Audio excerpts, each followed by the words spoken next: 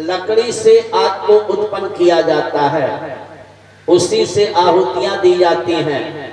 इसी प्रकार भगवान किसी के गर्भ में नहीं आते हैं, वे प्रकट होते हैं। इसलिए लिखा गया है कि भय प्रकट कृपाला, भय जन्मे कृपाला नहीं किया, भय प्रकट कृपाला। लेकिन तो भगवान प्रकट होंगे कैसे? नारी का सहारा तो लेना ही पड़ेगा। जब भगवान के प्रकट होने का समय होता है तो भगवान हवा के माध्यम से माता को गर्भाभास करा देते हैं, उसका पेट फुला देते हैं। लिखा जब भगवान कल की कथा में, कल कथा का चतुर्थ दिवस है, चतुर्थ दिवस में लिखा गया है कृष्ण आविर्भाव पर्यंतम चतुर्थे अनिवाचय। चौथे दिन भागवत जी में 2 जन्मोत्सवों की कथा है। राम जन्म की कथा संक्षेप में बताई गई है, लेकिन उसको भी बनाया गया है। तो कल दिन की कथा होगी श्री राम जन्मोत्सव एवं रात्रि की कथा लीला विहारी भगवान श्री कृष्ण चंद्र जी का जन्मोत्सव। किसी बालक का जब जन्म हो जाएगा तब न उसकी लीला शुरू होगी। तो सही कहिए तो अभी तो ज्ञान वैराग्य की बातें चल रही हैं, लेकिन जिसके लिए भागवत महापुराण को लिखना पड़ा, भगवान के मधुर चरित्रों के लिए जन्म के बाद वे सारे चरित्र आते हैं, भगवान की मधुर मधुर लीला आती है। एक दिन करदम जी ने कपिल भगवान की परिक्रमा की और कहे कि हे प्रभु, अब हम गृहस्थ जीवन से मुक्ति चाहते हैं। भगवान वाच, भगवान बोले गच्छ कामं मया पृष्टो मयि संन्यस्त कर्मणा जित्वा सुदुर्जयं मृत्युम अमृतत्वाय मां भज। साधक जब अपने जीवन की ममता की डोरी को भगवान के श्री चरणों से बांध देता है, मने समझ लेता है कि हे नाथ, मैं कुछ नहीं हूं, हमारी शक्ति नहीं है कि इस परिवार का मैं पालन पोषण करूं, लेकिन आपने मेरे ऊपर जिम्मेवारी दी है, आप पालन पोषण करेंगे, हमारी शक्ति नहीं है। ममता की डोरी को जब भगवान के श्री चरणों से भक्त बांध देता है, उसी समय सिद्धांत आता है, कर हो सदा इनकी रखवारी, कर हो सदा इनकी रखवारी, इनकी पालक राखहि महतारी, इनकी पालक राखहि महतारी,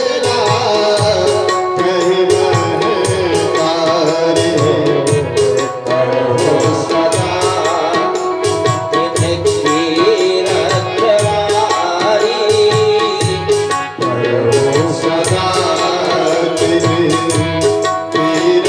रखवारी, जिनकी पालक राखहि महतारी, जिनकी पालक राखहि महतारी। जब तक बच्चा छोटा होता है, माँ बच्चे को गोद में चिपकाए रहती है कि कहीं मेरे बच्चे को चोट न लग जाए, और जब धीरे धीरे बड़ा होता है, माँ बच्चे को संसार में छोड़ती है कि अब जरा संसार को देखो। तो भक्त कहता है कि नाथ, हमें अपना एक छोटा बच्चा समझ करके दिन रात बस मेरे ऊपर कृपा करते रहे, अपने चरणों की भक्ति दे। मैं तो कुछ करने वाला नहीं हूँ, आप पालन पोषण करते हैं, एक जिम्मेवारी आप दिए हैं, उसको मैं किसी तरह कर रहा हूँ, बाकी सब कुछ करने वाले आप हैं। जब साधक के मन में ऐसा विचार आ जाता है तो एक अबोध लड़के की जैसे उसकी माँ रक्षा करती है, उसी प्रकार उस भक्त की भगवान बराबर रक्षा करने लगते हैं। भगवान ने कहा कि गच्छ कामं मया पृष्टो मयि संन्यस्त कर्मणा।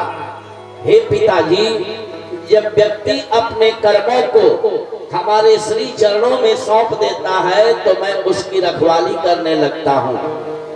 इसलिए जब आप मुझसे पूछ करके जा रहे हैं, अपने कर्मों को आपने मेरे श्री चरणों में सौंप दिया, तो आप जाइए, कर्म को कीजिए, भगवान की भक्ति कीजिए।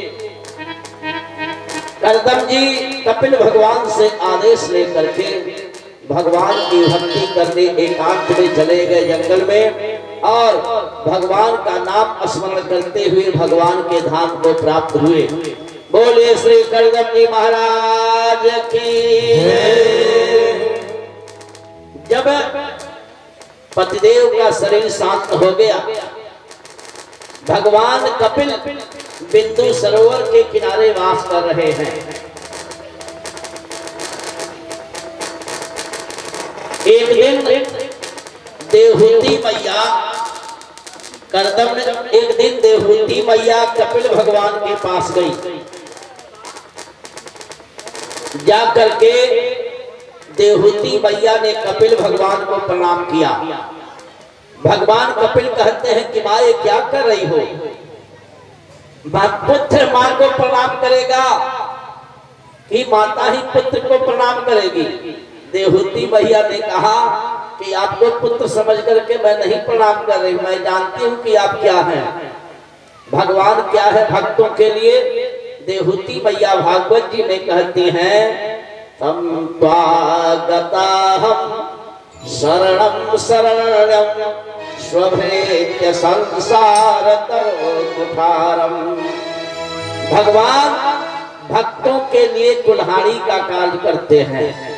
जैसे चाहे जितना मजबूत वृक्ष हो, आपके हाथ में अच्छी कुल्हाड़ी हो तो धीरे धीरे आप उस वृक्ष को काट देंगे। इसी तरह भगवान का नाम, भगवान के नाम रूपी कुल्हाड़ी को जिसने जीवन में धारण कर लिया है, कलयुग का विशाल वृक्ष कुछ उसका नहीं बिगाड़ सकता है। भगवान की कथा है क्या, भक्तों के लिए कुल्हाड़ी का कार्य करती है। राम कथा कली बिटप कुठारी,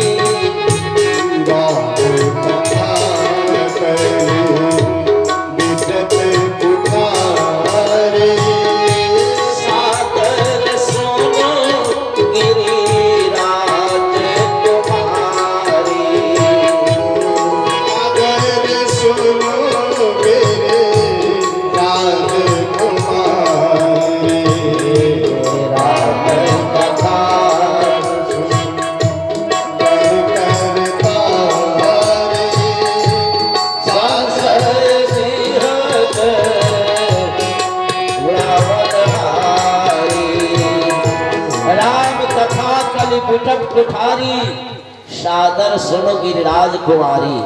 भगवान की कथा जो आदर के साथ सुनता है, उस भक्त के लिए भगवान की कथा कुल्हाड़ी का कार्य करती है।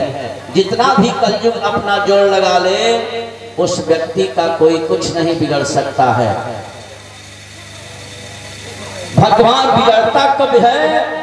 जब व्यक्ति के मन में कथा तो बहुत सुनता है, लेकिन उस तरह का विश्वास नहीं हो पाता है, जिसके कारण कथा भगवती का समुचित फल उसे प्राप्त नहीं हो पाता है। भगवान कपिल से देवहूति मैया अनेक प्रश्नों को करती हैं। भगवान कपिल ने देवहूति मैया को सांख्य शास्त्र का उपदेश दिया है। देवहूति मैया कहती हैं कि हे प्रभु, बंधन किसका होता है?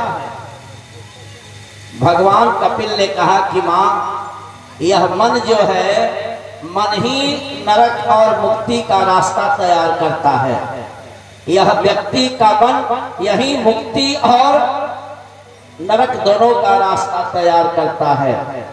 चेतः खल्वस्य बंधाय मुक्तये चात्मनो मतम्, गुणे प्रसक्तम बंधाय रतम वापंसि मुक्तये।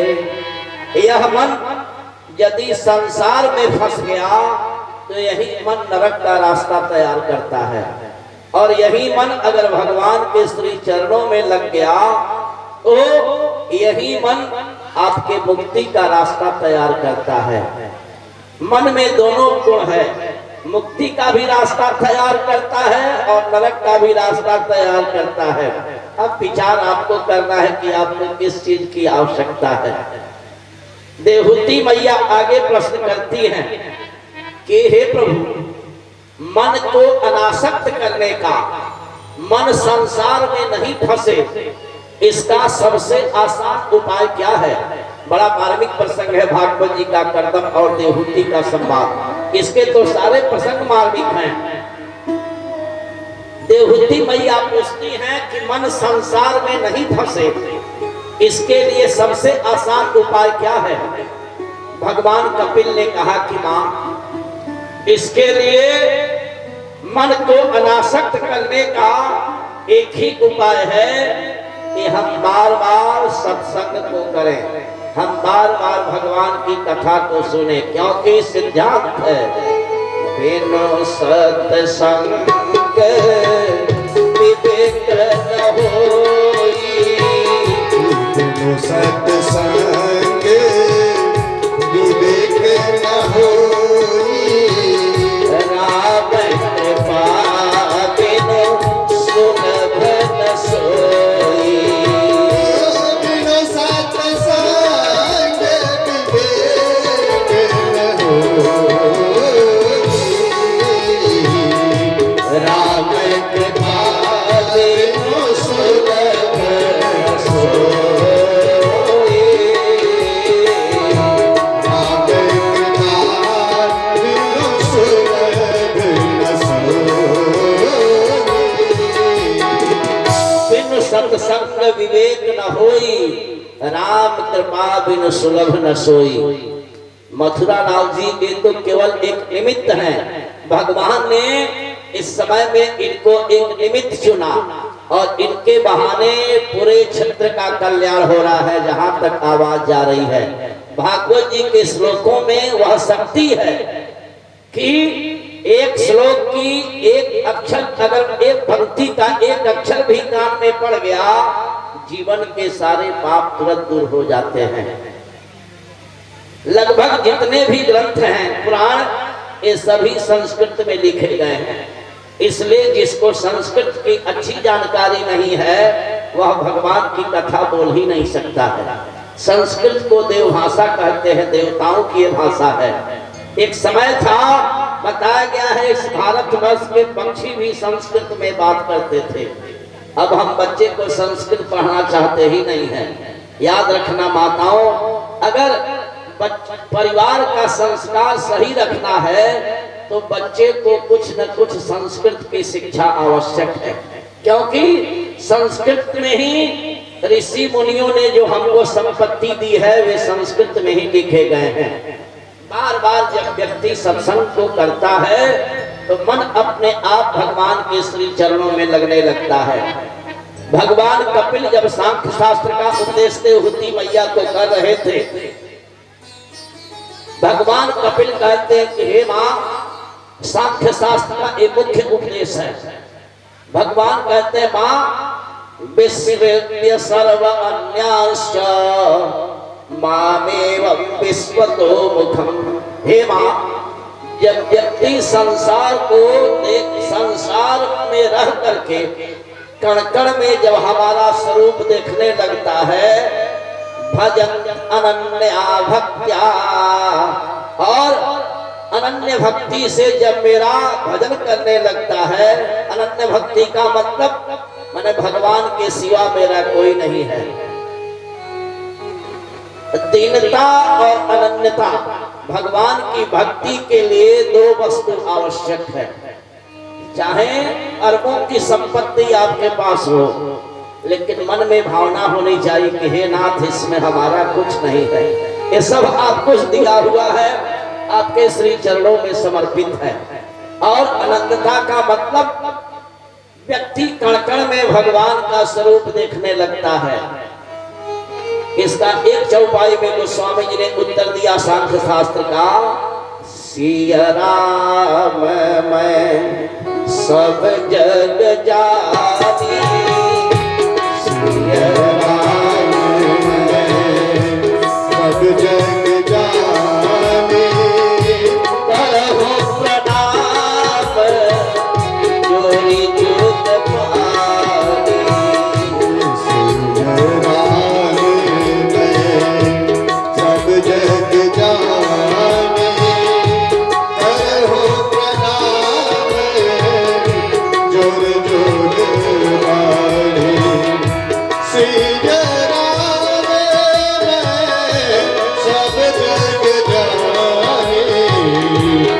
प्रभु प्रणाम जोर जोर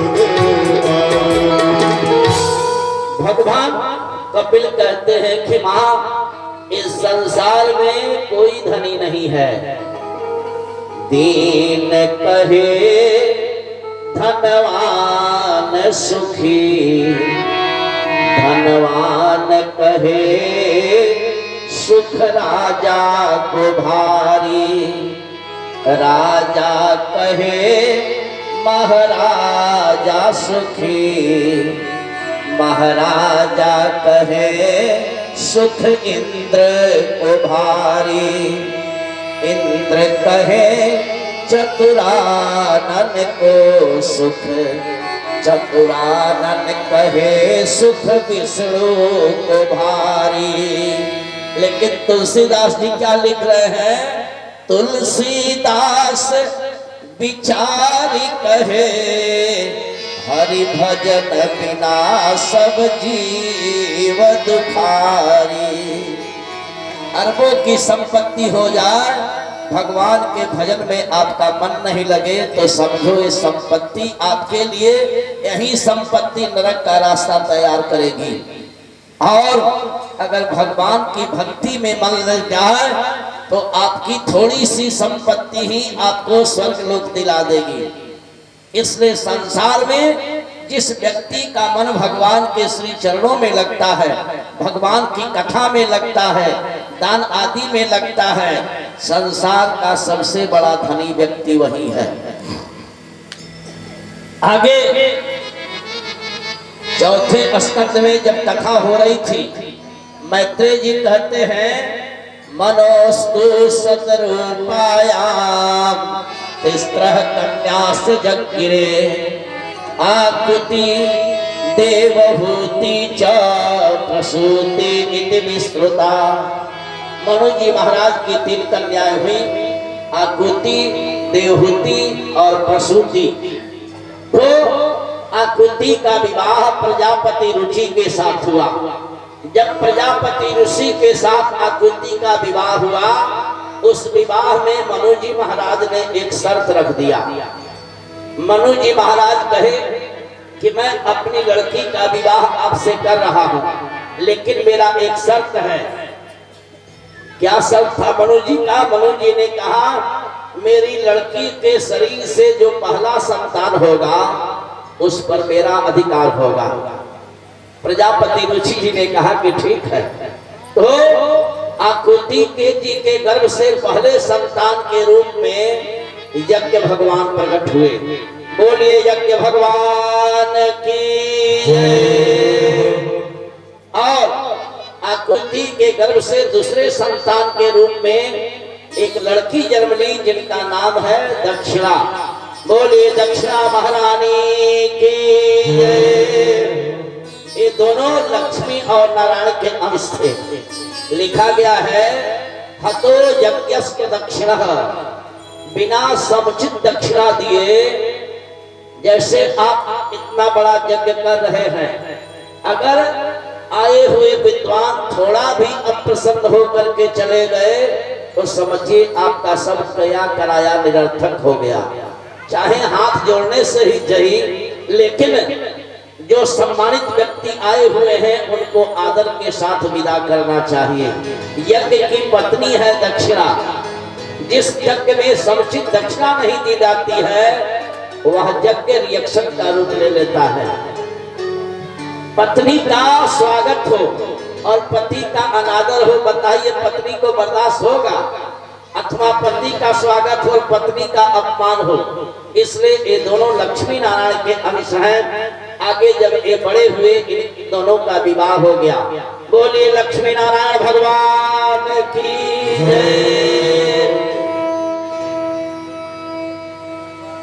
विदुर जी प्रश्न करते हैं कि हे मैत्रेय जी, आपने बतलाया कि आकृति का विवाह प्रजापति ऋषि के साथ हुआ और देवहूति का विवाह कर्दम जी के साथ हुआ, प्रसूति का विवाह दक्ष के साथ हुआ।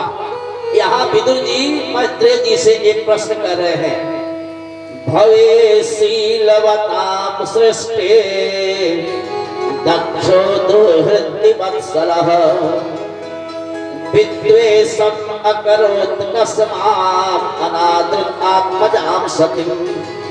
विदुर जी कहते हैं कि हे मैत्रेय जी, जो मनु जी महाराज की सबसे छोटी कन्या थी, जिनका नाम था प्रसूति, इनका विवाह दक्ष के साथ हुआ। तो मैंने सुना है कि दक्ष अपनी लड़कियों से बड़ा प्रेम करते थे। मैत्रेय जी ने कहा कि हाँ, दक्ष अपनी लड़कियों से प्रेम करते थे। तो विदुर जी प्रश्न कर रहे हैं कि हे मैत्रेय जी, क्या कारण हुआ कि जो छोटी कन्या है जिनका नाम है प्रसूति, तो प्रसूति के जिनका विवाह दक्ष के साथ हुआ, उन्हीं की लड़की सती हुई। सती मैया के साथ दक्ष ने क्यों विद्रोह कर लिया? इस कथा को विस्तार से सुनाने की कृपा करें। मैत्रेय जी कहते, सुनो विदुर जी, इस कथा को सुना रहा हूं। एक बार ब्रह्मा जी के मन में विचार आया कि प्रजापतियों का नायक किसको बनाया जाए। उस सभा में सभी देवता लोग गए हुए थे। उस सभा में दक्ष भी गए हुए थे। सबने, जब ब्रह्मा जी ने विचार किया कि दक्ष इस समय सबसे योग्य हैं, इसलिए इनको प्रजापतियों का नायक बना दिया जाए। देखा विधि विचार सब लायक, देखा विधि विचार सब लायक, दक्ष ही वीर प्रजापति नायक। देखा विधि विचार सब लायक, दक्ष ही वीर प्रजापति नायक।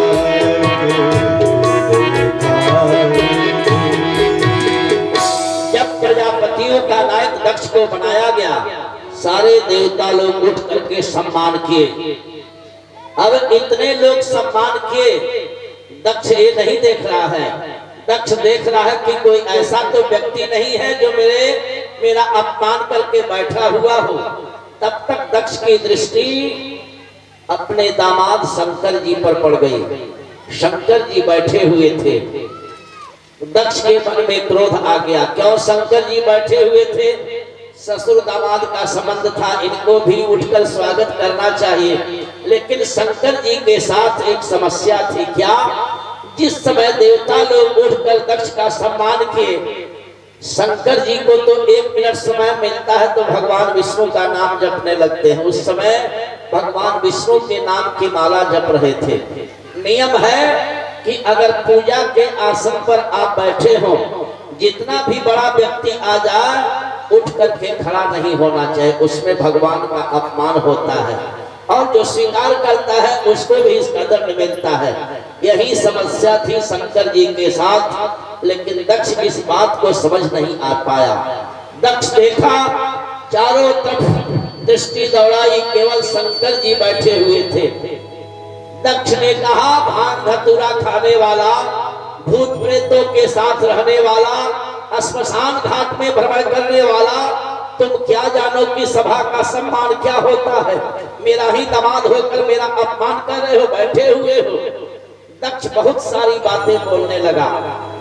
भगवान शंकर के गणों ने कहा, खबरदार दक्ष, अगर मेरे स्वामी को कुछ कह दिया, तेरी जिह्वा काट करके हम लोग फेंक देंगे।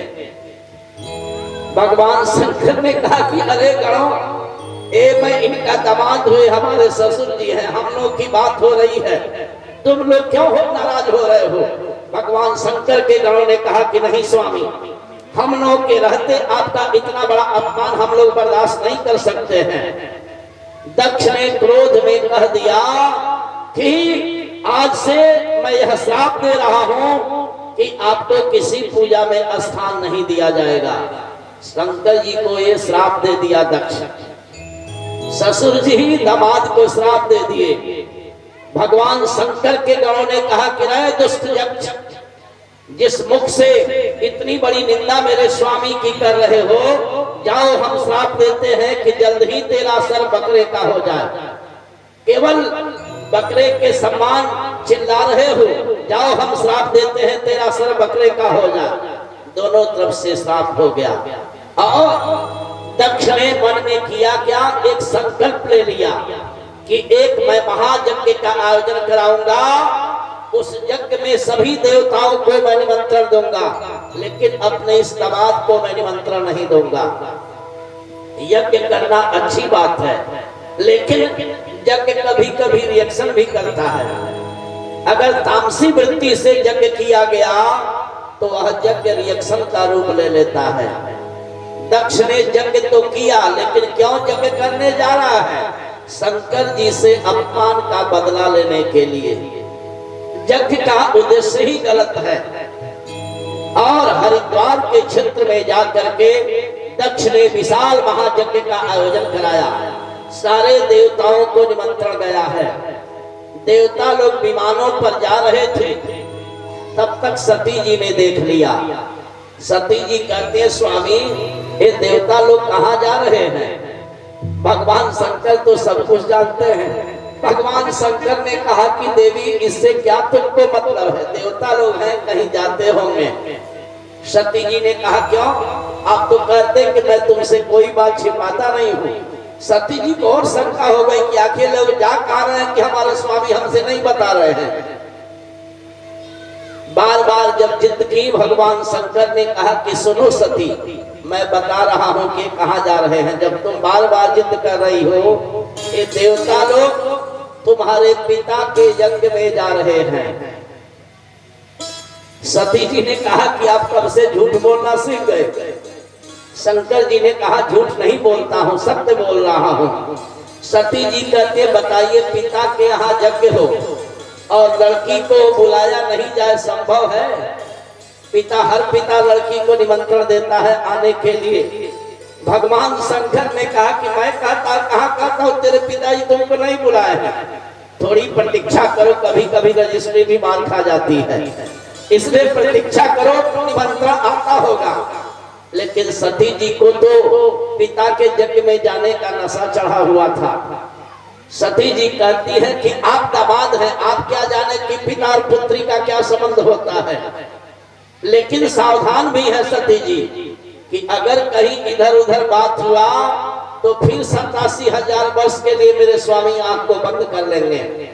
सती जी कहती है कि अगर आपका आदेश हो तो मैं पिता के यज्ञ में का दर्शन करना चाहती हूँ। भगवान शंकर ने कहा कि देखो सती, मैं तुमको रोकूंगा नहीं, लेकिन कुछ स्थान ऐसे हैं जहाँ बिना बुलाए भी व्यक्ति जा सकता है, लेकिन वहां अगर कोई विरोध मानता हो तो वहां भी जाने से कल्याण नहीं होता है। कौन कौन से स्थान है जहां बिना बुलाए व्यक्ति जाता है? यद्यपि मित्र प्रभु पितु गुरु गेहा,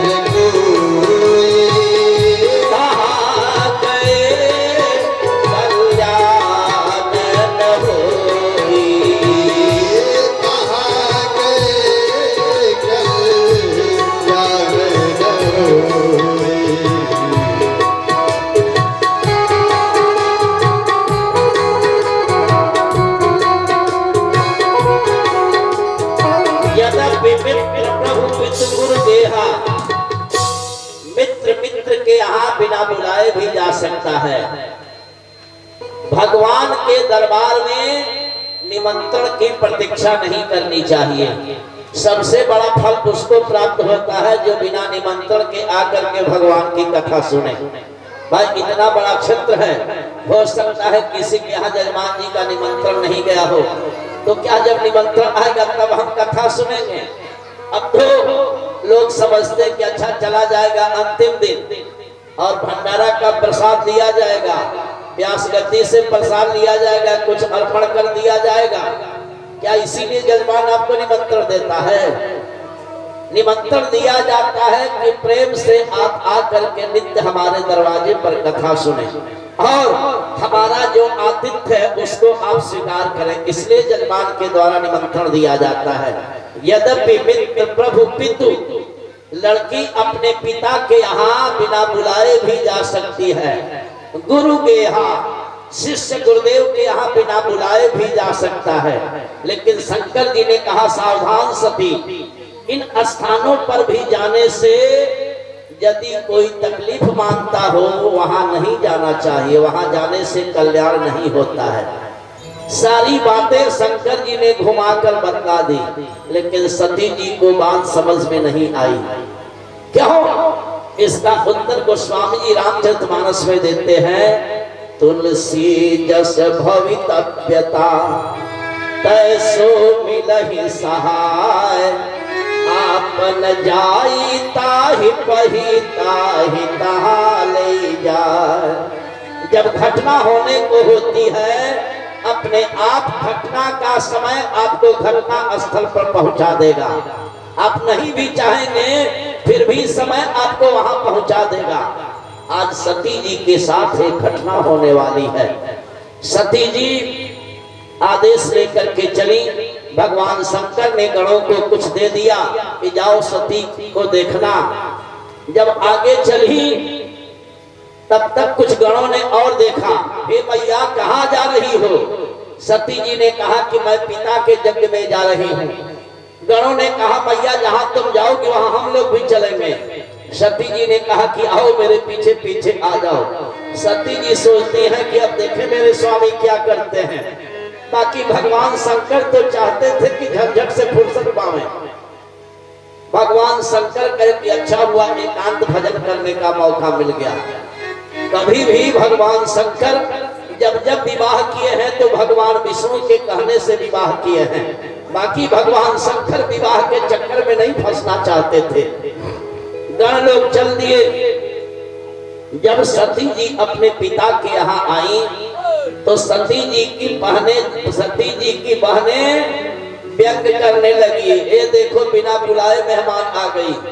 बहनें पूछ रहे क्यों? बहन निमंत्रण गया था।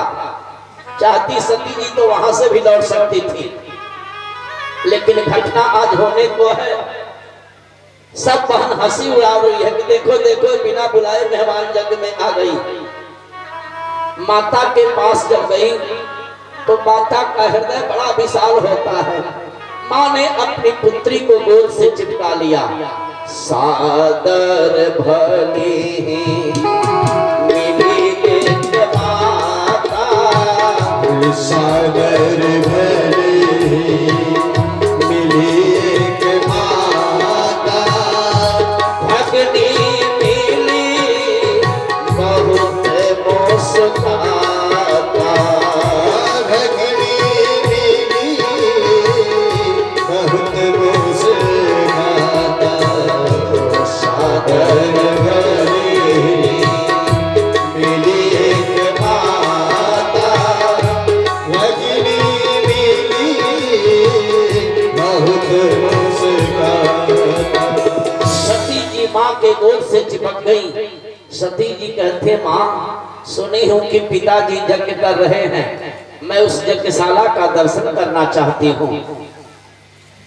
जब सती जी कही, माँ ने कहा कि देखो बेटी वहीं तेरे पिताजी आहुति दे रहे हैं, वहीं यज्ञशाला है। सती जी वहां पर गई। जैसे ही दक्ष ने देखा सती जी को, दक्ष मन में सोचता है कि हवन को बंद करके इस लड़की को उठाकर मैं हवन कुंड में डाल दूं। इतना बड़ा क्रोध हुआ है दक्ष को। आज पिता ही अपनी लड़की को हवन कुंड में डालने की तैयारी कर रहा है।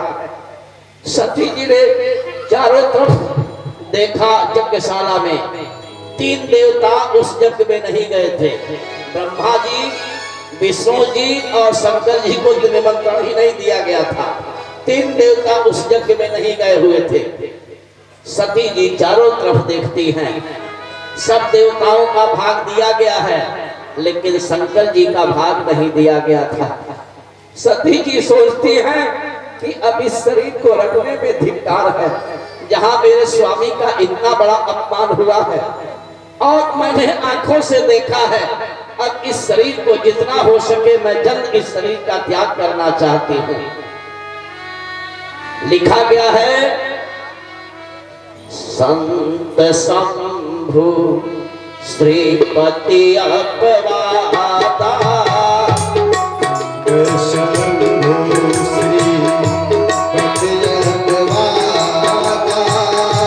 सुनिए जहाँ तस असमर जाना।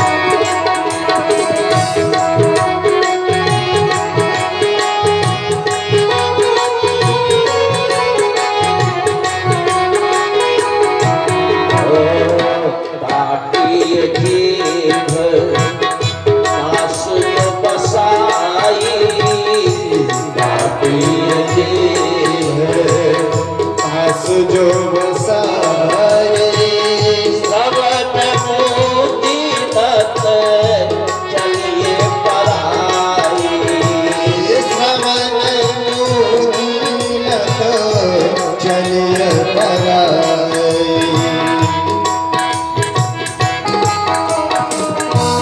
जिस सभा में संत की निंदा हो रही हो, संत शंभु जिस सभा में भगवान शंकर की निंदा हो रही हो, श्रीपति भगवान विष्णु की निंदा हो रही हो, सामर्थ्य हो तो निंदा करने वाले व्यक्ति की जिह्वा काट लीजिए।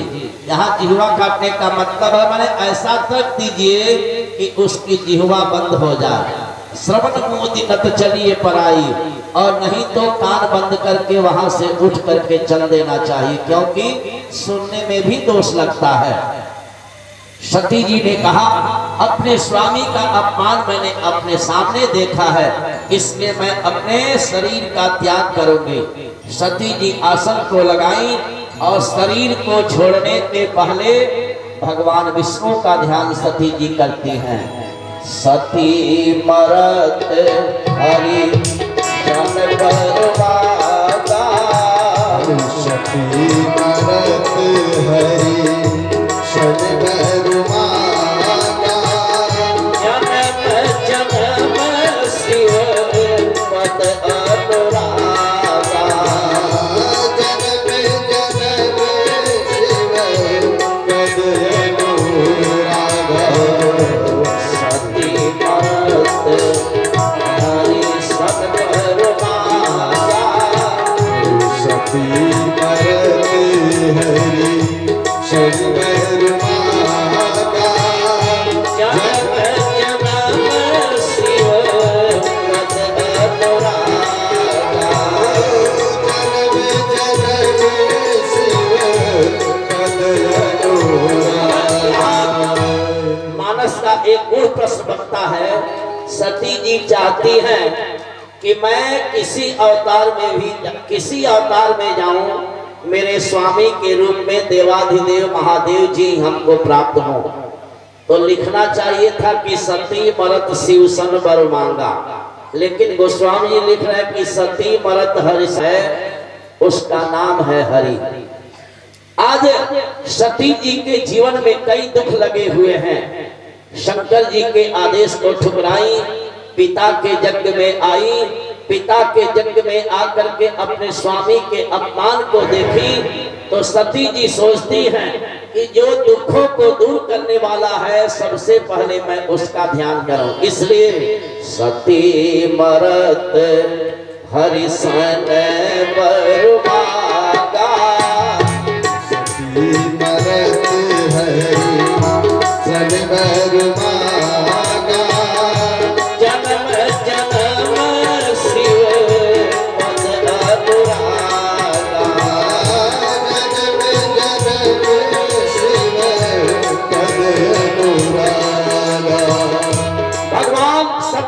सोचती हैं कि मेरे स्वामी तो हमें स्वीकार करेंगे नहीं, लेकिन अगर भगवान विष्णु उनको आदेश दे दें तो पुनः मुझे अपने चरणों की दासी बना लेंगे।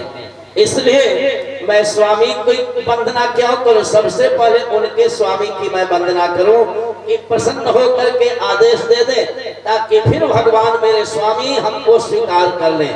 इसलिए सती मरत हरि शन बरमागा, सती मरत हरि शन बरमागा, जन्म जन्म शिव पद अनुरागा। जन्म जन्म शिव पद अनुरागा। सती जी के मन में कई प्रकार का दुख इस समय चल रहा है। सती जी सोचती हैं कि हम और स्वामी अगस्त ऋषि जी के आश्रम पर साथ साथ कथा सुनने गए थे। हम और स्वामी जब आ रहे थे उस समय भगवान दंडकारण्य की लीला कर रहे थे।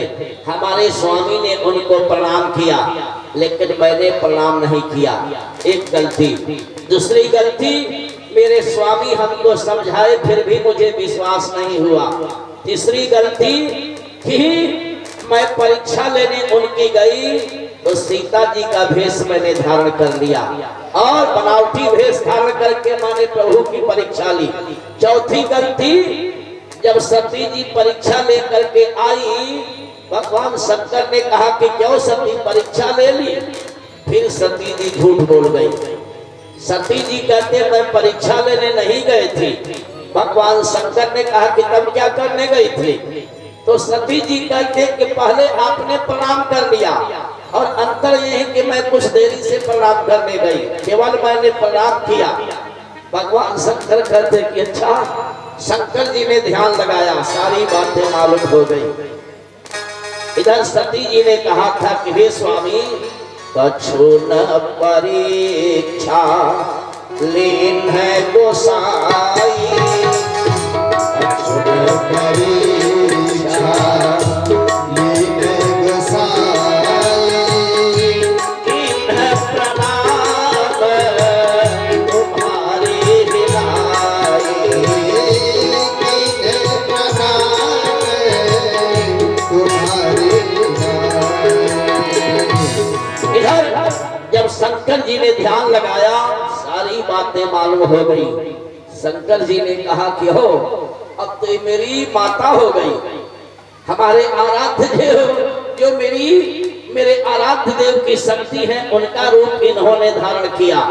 शंकर जी कहते नहीं नहीं, अब अगर सती से मैं प्रेम करता हूँ तो बहुत बड़ा कलंक मेरे ऊपर लग रहा है। जो अब करहूं सती सन प्रीति,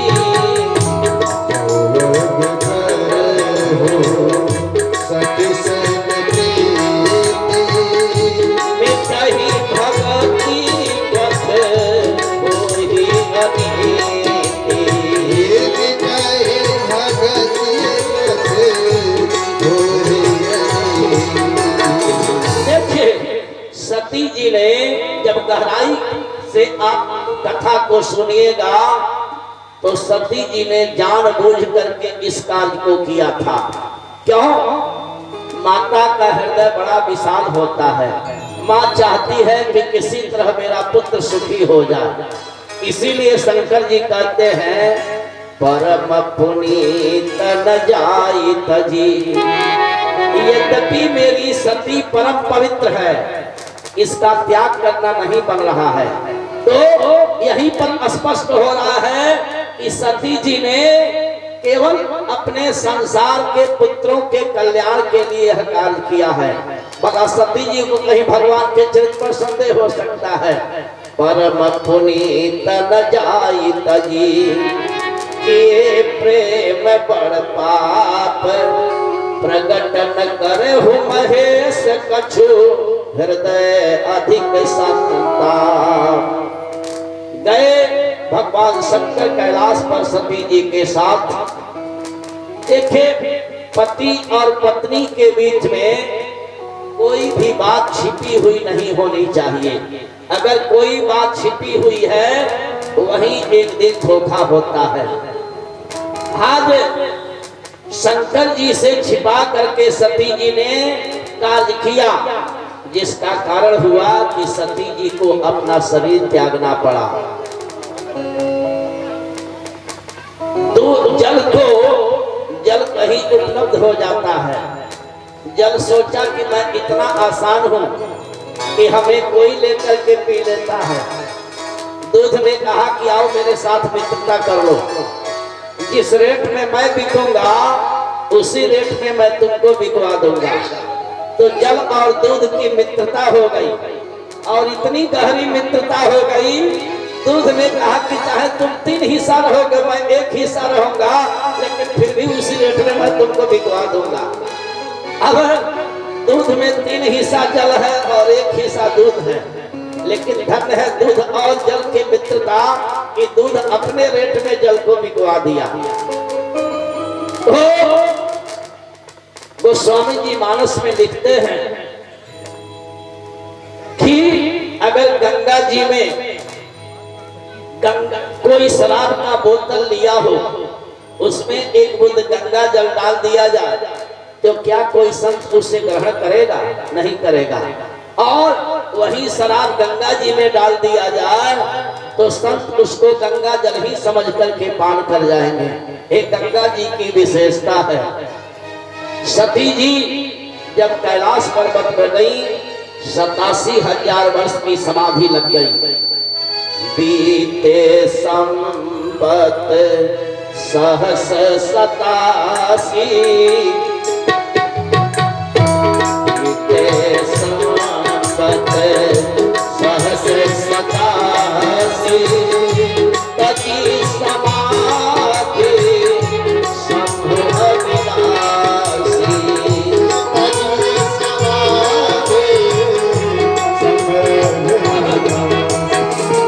ये लंबी कथा है, अब इसको समझाने में 2 घंटा समय लगे। कभी रामायण जी की कथा होगी, इस प्रसंग पर विस्तार से विचार करेंगे। सती जी सोचती है कि अब इस शरीर को रखना ठीक नहीं है। गीता जी में भगवान 8वें अध्याय में बता रहे हैं अर्जुन जी से कि हे पार्थ, यम यम चिंतयते कामं यम यम वाप्य स्मरण भावं त्यजत्यन्ते कलेवरम तम तमैवेति कौन्तेय सदा तद्भाव भावितः। जीवन की अंतिम श्वास जिस भावना से निकलती है, अगला जन्म उसी प्रकार से उस व्यक्ति का होता है। यहाँ पर एक दृष्टांत आता है। एक सेठ जी बड़े कंजूस टाइप के व्यक्ति थे। तो जब सेठ जी का अंतिम समय आया, आंगन में पड़े हुए थे, छटपटा रहे थे। लड़कों ने सोचा कि हो सकता है कुछ ऐसी बात है जो पिताजी हम लोगों से बताना भूल गए हैं।